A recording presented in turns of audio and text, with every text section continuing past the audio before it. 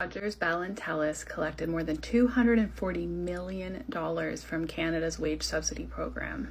CEWS, a Canadian Emergency Wage Subsidy Program, which was put in place by the Canadian government to have businesses tap into so that they could prevent laying off staff. And they said, we will help you pay your employees. We don't want people to lose their jobs.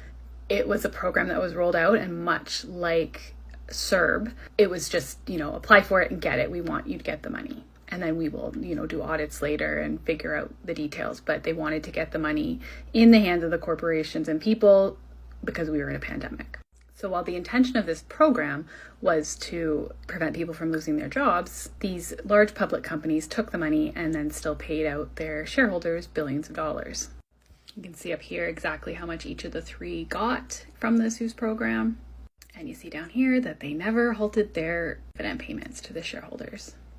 But they did, however, lay off workers. The whole point of this program was to prevent layoffs from happening. Pause to read this. I don't think that this program was rolled out properly. I don't think that these large businesses should have ever been able to dip into these funds, but they were allowed to.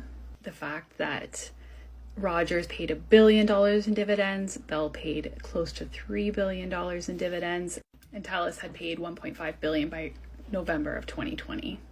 So essentially what these large public companies did was take hundreds of millions of dollars of our taxpayer dollars and paid their shareholders with it. And they still laid people off. So I think that we should all be very loud about this, and the government should be pushing to get this money back from any business that could have supported themselves just fine through this pandemic. They did not need tax dollars, and they absolutely should not have paid dividends to their shareholders.